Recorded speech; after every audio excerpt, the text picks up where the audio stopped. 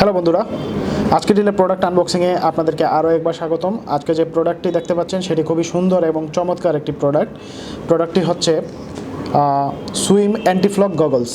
যারা সাঁতার কাটেন তারা এই প্রোডাক্টের সাথে পরিচিত, যারা জানেন না তাদের সাথে পরিচয় করিয়ে দিই।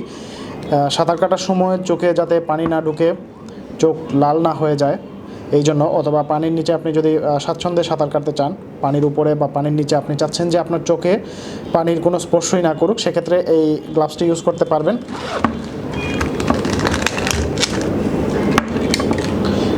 খুব সুন্দর একটি প্যাকেট, ট্রান্সপারেন্ট, এবং এই গ্লাসটা মূলত হচ্ছে গিয়ে অ্যান্টি গ্লেয়ার, অ্যান্টি ফগ, যেটা কুয়াশা জমবে না বা কোনো কিছু হবে না, এবং পুরোটাই কিন্তু সিলিকনের তৈরি, খুবই সফট। স্ট্র্যাপগুলো আপনি চাইলে ছোটো বড়ো করতে পারবেন এই জায়গা দিয়ে,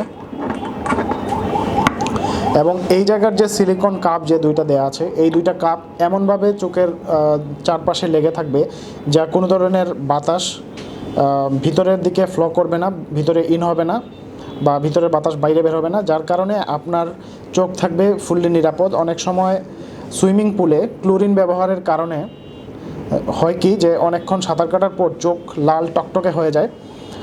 সো সেই ক্ষেত্রে আপনি সুইমিং পুলে যখন সাঁতার কাটবেন তখন এই গ্লাভসটা ব্যবহার করে নিতে পারেন, এই গগলসটা ব্যবহার করলে আপনার চোখ লাল হবে না। এবং লক্ষ্য করুন এইখানে দেয়াই আছে যে ইউবি শিল্ড অ্যান্টিফগ, যেটা আলট্রাভায়োলেট রে প্রোটেক্ট করবে, পাশাপাশি হচ্ছে কোনো ধরনের কুয়াশা জমবে না বা ফগ হবে না, যার কারণে আপনি পানির নিচেও ক্লিয়ার দেখবেন। সুইমিং পুলের পানি সচরাচর স্বচ্ছই হয়, তো আপনি চাইলে এটা দিয়ে পানির নিচের অংশও দেখতে পারবেন, স্বাচ্ছন্দ্যে সাঁতার কাটতে পারবেন।